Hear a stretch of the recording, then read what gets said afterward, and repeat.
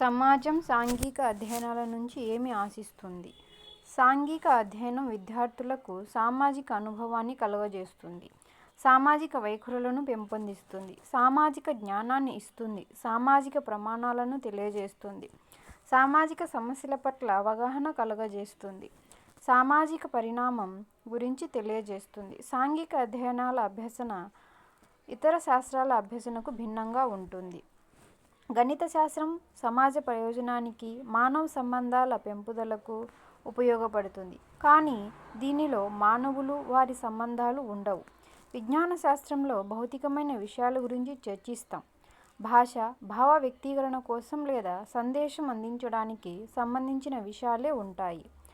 New encyclopaedia Britannica ఉద్దేశానుసారం మానవుని కార్యకలాపాలలో సామాజిక సాంస్కృతిక విషయాలను చర్చించేదే సామాజిక అధ్యయనం.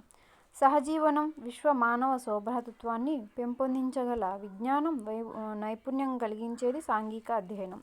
సామాజిక శాస్త్రాలు మానవ సమాజం పూర్వత్వాలు, నిర్మాణం, అభివృద్ధికి సంబంధించిన విషయాలను చర్చిస్తాయి. సామాజిక శాస్త్రాల ప్రధాన దృక్పథం నూతన జ్ఞాన అన్వేషణ. సాంఘిక అధ్యయన బోధన ఉద్దేశం పాఠశాల స్థాయిలో బాలబాలికలను ఉత్తమ పౌరులుగా తీర్చిదిద్దటం. ప్రాథమిక తరగతులలో బాలబాలికలకు కావలసిన భౌగోళిక, సాంఘిక, సాంస్కృతిక అంశాలు కలిగి ఉన్న దానిని పరిసరాల విజ్ఞానం అని అంటారు. మాధ్యమిక, ఉన్నత తరగతులలో బోధనా అంశాలను సాంఘిక అధ్యయనం అని అంటారు. సాంఘిక అధ్యయనాన్ని పాఠశాల స్థాయిలో బాలబాలికలకు నిర్దేశించడం జరిగింది. సామాజిక శాస్త్రాలను డిగ్రీ, ఆపై స్థాయిలలో గల వయోజనుల కోసం నిర్దేశించడం జరిగింది. సాంఘిక అధ్యయనం ఆచరణయోగ్యమైనది. సామాజిక శాస్త్రం సిద్ధాంతపరమైన వంటిది. మాధ్యమిక పాఠశాల స్థాయిలో విద్యా లక్ష్యం విద్యార్థులకు సాధారణ విద్యను, జ్ఞానాన్ని అందించడం. చరిత్ర, ప్రపంచంలోని ప్రాచీన మానవుల ఆచార వ్యవహారాలను, కాలానుగుణంగా వాటిలో వచ్చిన మార్పులను గురించి తెలుపుతుంది. ప్రపంచంలో భౌతిక, సాంస్కృతిక అంశాలు ఏ విధంగా విస్తరించి ఉన్నాయో భూగోళ శాస్త్రం వివరిస్తుంది.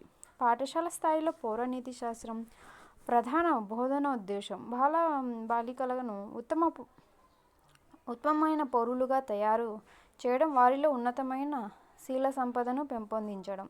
మానవుని అవసరాలను, వారి కోరికలను సంతృప్తి పరచడానికి అతడు చేసే వివిధ ప్రయత్నాలను గురించి వివరించేది ఆర్థిక శాస్త్రం.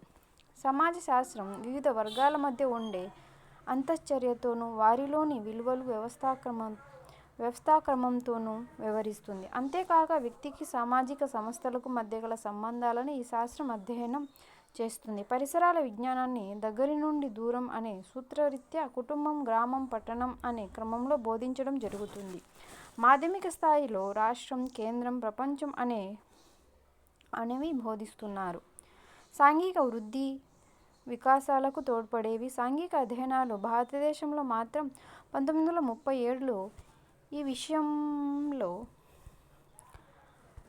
కొంత శ్రద్ధ చూపడం జరిగింది. మొదలియార్ కమిషన్ 1952-53 సాంఘిక అధ్యయనాల ఆవశ్యకతను పరిపూర్ణంగా బలపరిచి విద్యా ప్రణాళికలో భాగంగా చేర్చమని తన నివేదికలో కోరింది. విజ్ఞాన శాస్త్రాలు అందించేది జ్ఞానాన్ని మానవ శాస్త్రాల అనుభవ రంగానికి సమకూరుస్తాయి.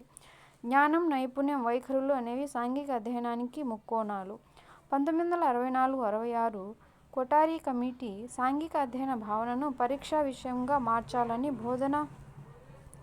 బోధనను సమైక్య పద్ధతిలో జరపడానికి ఉపాధ్యాయులకు ఆ పద్ధతిలో శిక్షణను ఇవ్వాలని, చరిత్ర, భూగోళ శాస్త్రం, పౌరశాస్త్రం, అర్థశాస్త్రం పట్ల అభిరుచి తగ్గకుండా సంఘ స్వభావాన్ని, లక్షణాలను తెలుసుకోవడానికి చేయవలసిన కృషిని గురించి వివరించింది. 1977లో ఈశ్వరీభాయ్ పటేల్ కమిటీ అర్థశాస్త్రాన్ని సాంఘిక అధ్యయన భాగంగా చేర్చి బోధించాలని సలహా ఇచ్చింది. విద్యలో సాంఘిక శాస్త్ర ప్రాధాన్యాన్ని, ప్రయోజకతను 1952లో మొదలియార్ కమిషన్ గుర్తించి ప్రజాస్వామ్య పటిష్టతకు అనుకూలమైన విద్యా విధానం ఏ విధంగా ఉండాలో సిఫారసు చేసింది.